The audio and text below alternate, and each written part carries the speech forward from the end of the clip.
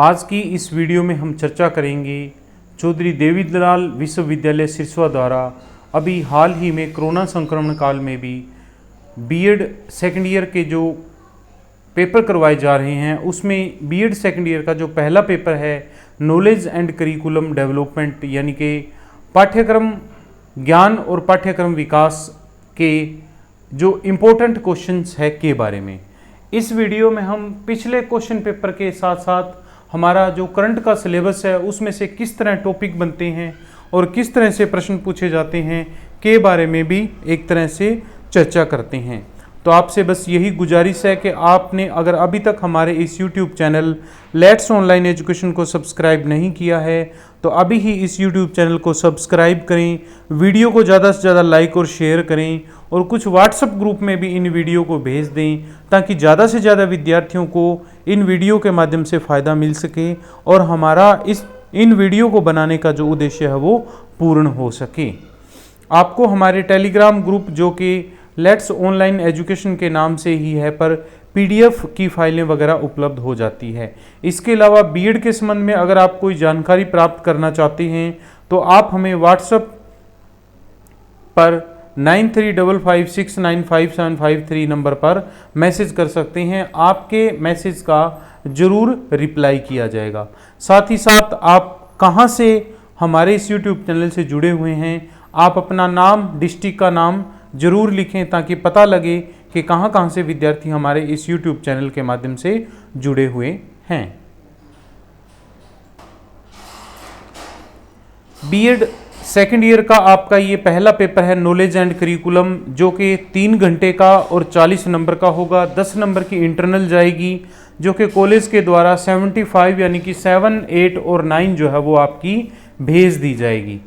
पहले जो पैटर्न था उसमें ये था कि टोटल 9 क्वेश्चन थे और इसमें से कोई भी 5 अटेम्प्ट करने थे जिसके लिए क्वेश्चन नंबर 1 कंपलसरी था जो कि 8 नंबर का 2-2 नंबर के इसमें 4 शॉर्ट आंसर टाइप क्वेश्चन थे। इसके अलावा प्रत्येक यूनिट में से 2-2 बड़े प्रश्न पूछे जाते थे जिनमें से आपको एक प्रश्न का चुनाव करते हुए प्रत्येक यूनिट में से एक प्रश्न करना होता था। लेकिन अब आज काफ़ी विद्यार्थियों के मैसेज आए हैं क्योंकि आज बीएड फर्स्ट ईयर का एग्ज़ाम हुआ है जिसमें कि अभी तक इसका कोई ऑफिशियल नोटिस तो जारी नहीं हुआ है चौधरी देवीलाल यूनिवर्सिटी सिरसा द्वारा, लेकिन फिर भी प्रत्येक रूम में यह विद्यार्थियों को सूचना दी गई कि अब आप कोई भी 5 क्वेश्चन जो है वो अटेम्प्ट कर सकते हैं। लेकिन कोई भी 5 में आपका जो क्वेश्चन नंबर 1 है वो कंपलसरी ही माना जा रहा है। इसके अलावा कोई भी एक यूनिट में से अगर आपको 2 प्रश्न करने हों तो वो आप कर सकते हैं। एक बार फिर मैं आपको बताना चाहूँगा कि इस सिलसिले में अभी तक चौधरी देवीलाल यूनिवर्सिटी के द्वारा कोई भी नोटिफिकेशन जो है वो जारी नहीं किया गया है, केवल और केवल वर्बली कहा गया है और प्रत्येक सेंटर के प्रत्येक रूम में जा कर के ये बात कही गई है। तो इसका मतलब ये बात जो है वो प्रमाणिक है और ऐसा आपको एक तरह से कोरोना संक्रमण काल की वजह से फ़ायदा दिया गया है। इस वीडियो को ज़्यादा से ज़्यादा लाइक और शेयर करें ताकि ज़्यादा से ज़्यादा विद्यार्थियों को ये सूचना प्राप्त हो सके कि अब आपके पास NE5 का ऑप्शन जो है वो उपलब्ध हो गया है। यूनिट नंबर 1 की अगर हम बात करें तो आप यहाँ देख सकते हैं कि यूनिट नंबर 1 में knowledge concept type and source, ज्ञान क्या है, इससे अभिप्राय, इसके प्रकार और इसकी प्राप्ति के स्रोत कौन कौन से हैं, नॉलेज की थ्योरी कौन सी है और इसके अलावा नॉलेज प्राप्त करने के कुछ मेथड हैं जैसे scientific knowledge, traditional, authority, experience और रीजनिंग। ये वो एरिया हैं जिनसे कि ज्ञान जो है वो प्राप्त की जा सकते हैं। इसी तरह अगर पिछले साल के क्वेश्चन पेपर की अगर हम चर्चा करें तो आप यहाँ देखेंगे कि लास्ट ईयर जो है वो ज्ञान के बारे में पूछ लिया गया। तो ज्ञान एक सामान्य सी बात है। अगर 2 नंबर में ये पूछा गया तो आपको इस प्रश्न का उत्तर करीबन 1.25 पेज के अंदर यानी कि एक पूरी साइड और दूसरी साइड आधी से भी कम में इस प्रश्न का उत्तर देना चाहिए। यहाँ आप नॉलेज शब्द से अभिप्राय, नॉलेज की परिभाषा और कुछ अन्य बिंदु लिखते हुए इसको परिभाषित कर सकते हैं। शॉर्ट आंसर टाइप की बात करें तो ज्ञान के सिद्धांत की विस्तार से चर्चा कीजिए। ज्ञान के जो सिद्धांत हैं उनके बारे में यहाँ चर्चा करने के लिए कहा गया है। इसी तरह वैज्ञानिक ज्ञान की प्राप्ति की विधियों की व्याख्या कीजिए। साइंटिफिक नॉलेज है उसकी विधियों की व्याख्या करवाई गई है। तो अब अगर इस चीज़ में हम देखते हैं तो यहाँ हमारा जो एक तरह से पहला जो पार्ट बनता है, इसमें आप देख सकते हैं कि नॉलेज, कॉन्सेप्ट, टाइप और सोर्स, इस टॉपिक को आप जरूर अच्छे से पढ़ लें, क्योंकि बड़ा प्रश्न जो है वो अब यही बचता है जो कि पिछले साल नहीं पूछा गया है, और इस साल जो है वो 2021 सितंबर में बीएड सेकंड ईयर के जो एग्ज़ाम हो रहे हैं उसमें ये पूछे जाने की पूरी संभावना बनती है। इसी तरह ज्ञान प्राप्ति के जो स्रोत पूछे गए हैं, तो लास्ट ईयर साइंटिफिक नॉलेज के बारे में पूछ लिया गया है। अब अथॉरिटी से एक तरह से जो ज्ञान प्राप्त होता है या फिर एक्सपीरियंस के आधार पर जो ज्ञान प्राप्त होता है, इन दोनों के बारे में एक जो बड़ा प्रश्न है वो पूछा जा सकता है। तो आप जो पहला कॉन्सेप्ट है knowledge, concept, type and source, ज्ञान के प्रकार और ज्ञान प्राप्ति के जो स्रोत हैं, इस प्रश्न को आवश्यक रूप से बड़े प्रश्न के रूप में याद कर लीजिए। ये प्रश्न अब आपका जरूर पूछा जाएगा। अगर हम एनी 5 के ऑप्शन की बात करें तो पहला क्वेश्चन कंपलसरी है, और दूसरा और उसके बाद में बाकी जो 4 यूनिट में से 2-2 प्रश्न पूछे जाएंगे, उसमें आप देख सकते हैं कि कोई भी 2 यूनिट जो है वो आप अच्छे से कर लीजिए। लेकिन 2 यूनिट अगर आप छोड़ रहे हैं, 2 यूनिट कर रहे हैं, तो जो 2 यूनिट आप याद कर रहे हैं वो बहुत अच्छे से कर लीजिए। लेकिन फिर भी यहाँ मैं आपको 2 यूनिट छोड़ने की बजाय एक सलाह दूंगा कि जिस तरह इस यूनिट में एक टॉपिक आपको बताया गया है knowledge, concept, type and source, इस प्रश्न को आप अच्छे से याद कर लीजिए। ठीक इसी तरह इस यूनिट में दूसरा जो ज्ञान है अथॉरिटी से किस तरह नॉलेज जो प्राप्त किया जाता है और एक्सपीरियंस के बेस पे कैसे नॉलेज प्राप्त किया जाता है, इन 3 प्रश्नों को अगर आप अच्छे से पढ़ लेते हैं तो आपको 50% सिलेबस की आवश्यकता इतनी रहेगी ही नहीं।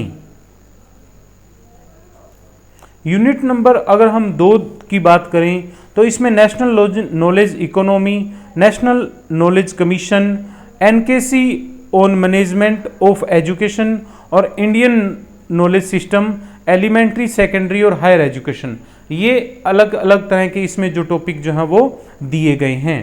तो अगर बड़े शॉर्ट आंसर टाइप की बात की जाए तो नॉलेज की जो अर्थव्यवस्था है, नॉलेज इकोनॉमी है, ये एक तरह से शॉर्ट आंसर टाइप में लास्ट ईयर पूछा गया है। बड़े प्रश्न की अगर हम बात करें तो राष्ट्रीय ज्ञान समिति पर लेख लिखिए, नेशनल नॉलेज कमीशन पर लॉन्ग आंसर टाइप जो है प्रश्न वो पूछा जा चुका है।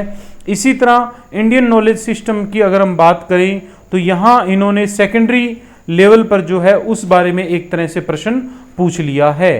तो अब बड़े प्रश्न की अगर बात की जाए तो यहाँ जो बड़ा प्रश्न जो बनता है वो आप देख सकते हैं कि प्रत्येक टॉपिक जो एजुकेशन से जुड़ा हुआ है वो पूर्णतः इंपॉर्टेंट माना जाता है। नेशनल नॉलेज कमीशन की एक तरह से मैनेजमेंट किस तरह है एजुकेशन में, इस टॉपिक को आप जरूर अच्छे से याद कर लें।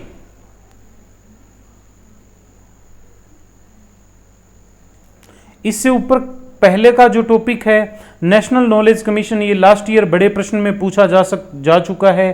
ठीक इसी तरह माध्यमिक स्तर पर भारतीय ज्ञान प्रणाली का वर्णन कीजिए, यानी कि सेकेंडरी लेवल जो है वहां पर ये चीज पूछी जा चुकी है। तो इस बार आप देख सकते हैं कि या तो national NKC on education management पे प्रश्न पूछा जा सकता है। इसके अलावा अगर आप और टॉपिक की बात करें तो इसके अलावा और टॉपिक में आप या तो हायर एजुकेशन को अच्छे से पढ़ लें या फिर इसमें जो एलिमेंट्री एजुकेशन का जो टॉपिक पढ़ता है उसको अच्छे से पढ़ लें, क्योंकि इन 3 प्रश्नों में बड़ा प्रश्न जो है वो जरूर पूछा जा सकता है। या फिर आप इसी में नेशनल नॉलेज इकोनॉमी का जो टॉपिक है इसको भी आप बड़े प्रश्न में तैयार कर लीजिए। बड़े प्रश्नों की अगर हम बात करें लॉन्ग आंसर टाइप क्वेश्चन में तो नेशनल नॉलेज इकोनॉमी जो कि लास्ट ईयर शॉर्ट में पूछा गया था, इस बार लॉन्ग में आंसर टाइप क्वेश्चन में पूछा जा सकता है। इसी तरह नेशनल नॉलेज कमीशन का मैनेजमेंट ऑफ एजुकेशन है के बारे में भी बड़ा प्रश्न जो है वो पूछा जा सकता है। अगर ये दोनों प्रश्न आप अच्छे से याद कर लेते हैं तो इसके बाद में इंडियन नॉलेज कमीशन सिस्टम को आप एलिमेंट्री और हायर एजुकेशन इन दोनों लेवल पर ही अच्छे से जरूर पढ़ लीजिए। तो इस तरह इसमें ये इतने टॉपिक जो हैं वो आप पहले ये टॉपिक, उसके बाद ये टॉपिक, और फिर भी अगर आपको लगता है कि आपने यूनिट 2 ही करनी है तो ये 2 ही टॉपिक एलिमेंट्री और हायर एजुकेशन जो है ये 2 ही टॉपिक बचते हैं, इन पे आप अच्छे से पढ़ लीजिए। अलबत्ता आपके नेशनल नॉलेज कमीशन इकोनॉमी और national NKC on management of education, इन दोनों टॉपिक में से बड़ा प्रश्न जो है वो पूछे जाने की संभावना बहुत अधिक बनती है। यूनिट नंबर 3 अगर देखें तो यूनिट नंबर 3 के कुछ टॉपिक जो हैं वो काफ़ी एक तरह से बड़े हैं। तो इसमें लास्ट ईयर पाठ्यक्रम का संप्रत्यय, करिकुलम का जो एक तरह से मीनिंग ऑफ करिकुलम है, वो करिकुलम क्या है, पाठ्यक्रम क्या है। तो पाठ्यक्रम के बारे में अगर हम देखें तो पाठ्यक्रम एक तरह से एक प्रक्रिया है जो पूरे वर्ष भर चलती रहती है, जिस पे विद्यार्थी, जिस तरह एक धावक एक रेस के मैदान पर दौड़ करके अपनी दौड़ पूरी करता है, उसी तरह पाठ्यक्रम में एक बालक पूरे वर्ष भर अपने एक तरह से दौड़ता है और लास्ट में उसका एक तरह से रिजल्ट निकाला जाता है। तो पाठ्यक्रम का संप्रत्यय यहाँ शॉर्ट आंसर टाइप क्वेश्चन में पूछा गया था। इसके अलावा पाठ्यक्रम विकास की आवश्यकता और महत्व की व्याख्या कीजिए। तो करिकुलम का मीनिंग पूछ लिया गया, इसकी इंपॉर्टेंस पूछ लिए गए, और इंपॉर्टेंस एंड नीड, इसकी महत्व और आवश्यकता जो है वो पूछ लिया गया। इसके अलावा पाठ्यक्रम विकास को प्रभावित करने वाले जो कारक हैं वो एक तरह से इसके पूछ लिए गए हैं। अब अगर इसके बाद हम बड़े प्रश्न की बात करें तो यहाँ प्रिंसिपल ऑफ करिकुलम डेवलपमेंट की को एक तरह से बड़े प्रश्न के रूप में पूछा जा सकता है कि पाठ्यक्रम शब्द से आपका क्या अभिप्राय है, और पाठ्यक्रम के विकास के लिए इसके जो मुख्य सिद्धांत कौन से हैं के बारे में यहाँ एक तरह से बड़ा प्रश्न जो है वो पूछा जा सकता है। इसके बाद ये फैक्टर अफेक्टिंग करिकुलम डेवलपमेंट की अगर हम बात करें तो ये पिछले साल जो है वो पूछा जा चुका है। इस बार इस बिंदु पर बड़ा प्रश्न पूछे जाने की संभावना जो है वो काफ़ी कम बनती है। तो यहाँ जो बड़ा प्रश्न है उसमें ये पूछा जा सकता है कि पाठ्यक्रम का मीनिंग क्या है, पाठ्यक्रम के संप्रत्यय को समझाइए, और पाठ्यक्रम से जुड़े हुए जो महत्वपूर्ण इसके जो सिद्धांत हैं उनके बारे में बताइए।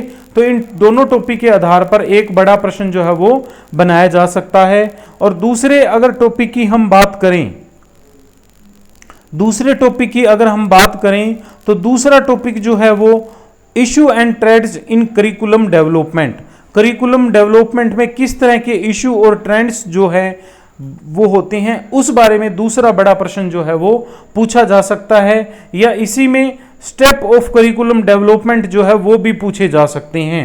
तो इन टॉपिक को आप बड़े प्रश्न के रूप में तैयार कर लीजिए। मीनिंग ऑफ करिकुलम और प्रिंसिपल ऑफ करिकुलम, इन दोनों के आधार पर एक बड़ा प्रश्न। ठीक इसी तरह स्टेप ऑफ करिकुलम डेवलपमेंट या issue and trends in curriculum development जो है वो तीसरी यूनिट में से आपसे बड़े प्रश्न के रूप में पूछे जा सकते हैं। 4 नंबर के प्रश्न की अगर हम बात करें तो 4 नंबर का जो प्रश्न है वो आपके पूरे सिलेबस में कहीं से भी आ सकता है। तो लास्ट ईयर जो बड़े प्रश्न थे जैसे पाठ्यक्रम विकास को प्रभावित करने वाले कारक हैं या पाठ्यक्रम विकास की आवश्यकता और महत्व है, इसमें या फिर आवश्यकता या फिर महत्व, इन दोनों में से एक कोई भी है वो 4 नंबर में पूछा जा सकता है। अगर अभी तक आपने हमारे इस YouTube channel let's online education को सब्सक्राइब नहीं किया है तो अभी ही इस YouTube चैनल को सब्सक्राइब करें, वीडियो को ज़्यादा से ज़्यादा लाइक और शेयर करें। आज बीएड फर्स्ट ईयर का जो पहला पेपर था चाइल्डहुड एंड ग्रोइंग अप, उसमें सेंटर सुपरिटेंडेंट के द्वारा सभी कमरों में ये बुलवाया गया था कि आपके NE5 का फॉर्मूला जो है वो लागू कर दिया गया है। इस सिलसिले में कई स्टूडेंट जो कि बीएड फर्स्ट ईयर में एग्ज़ाम दे रहे हैं उनके फ़ोन कॉल वगैरह आए थे। तो आप इस चीज़ को ध्यान में रखते हुए अब आप NE5 में पहला जो शॉर्ट आंसर टाइप क्वेश्चन का जो समूह है वो आपके लिए कंपलसरी है। उसके अलावा कोई भी एक यूनिट में से 2 प्रश्न जो है वो आप कर सकते हैं। अब यूनिट नंबर 4 में अगर हम बड़े प्रश्नों की बात करें तो पाठ्यक्रम निर्माण के कुछ मॉडल बताए गए हैं जिसमें कि grass root model, system analysis model और एडमिनिस्ट्रेटिव मॉडल है। तो लास्ट ईयर की अगर हम बात करें तो पाठ्यक्रम का मूल्यांकन सामान्य सा प्रश्न है। उसके बाद में है पाठ्यक्रम के ग्रास रूट मॉडल का उसके गुण व अवगुण सहित वर्णन कीजिए। तो यहाँ आप देख सकते हैं कि लास्ट ईयर जो है वो ग्रास रूट मॉडल जो है वो पूछा जा चुका है। अब इसके बाद में सिस्टम एनालिसिस या फिर एडमिनिस्ट्रेटिव मॉडल जो है वो इस बार पूछा जा सकता है। सिस्टम एनालिसिस या फिर आप ये देख सकते हैं कि एक तरह से जो एडमिनिस्ट्रेटिव मॉडल जो है,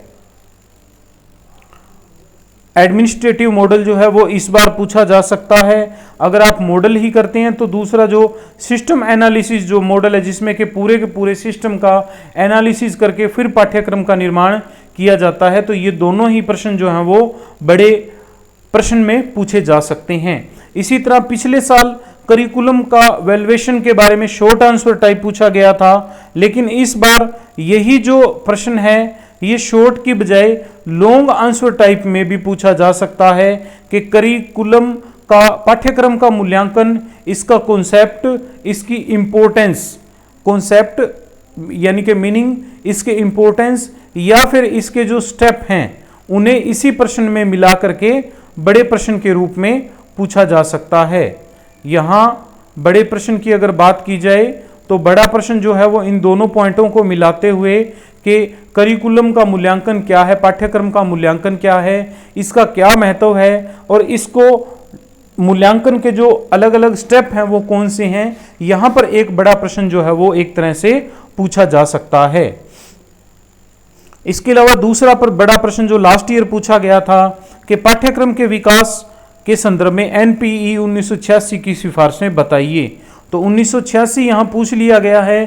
तो अब इसके बाद में या तो सेकेंडरी एजुकेशन कमीशन और या फिर इंडियन एजुकेशन कमीशन, ये जो दो टॉपिक हैं ये एक तरह से इस साल जो है वो पूछे जा सकते हैं। सेकेंडरी एजुकेशन कमीशन और इंडियन एजुकेशन कमीशन है, ये दोनों ही पॉइंट जो हैं वो बड़े प्रश्न के रूप में यहाँ पूछे जा सकते हैं। तो आप एडमिनिस्ट्रेटिव मॉडल कर लीजिए, करिकुलम के मूल्यांकन का एक तरह से इसकी इंपॉर्टेंस और इसके स्टेप जो हैं ये बड़े प्रश्न में कर लीजिए। सबसे पहले एडमिनिस्ट्रेटिव मॉडल, अगर ये आप नहीं कर रहे हैं तो पाठ्यक्रम का मूल्यांकन करने के बाद में एडमिनिस्ट्रेटिव मॉडल और सिस्टम एनालिसिस मॉडल, ये इतना कर लीजिए तो इसमें से आपका एक बड़ा प्रश्न जो है वो आसानी से पूछा जा सकता है। आज की इस वीडियो के सिलसिले में आप अपने सुझाव जो हैं वह हमें हमारे व्हाट्सएप नंबर 9355695753 पर मैसेज कर सकते हैं।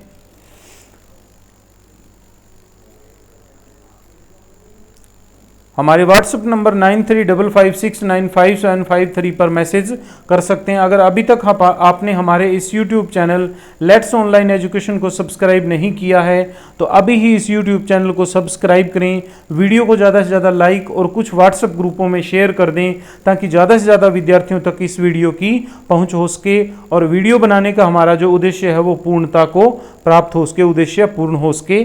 धन्यवाद।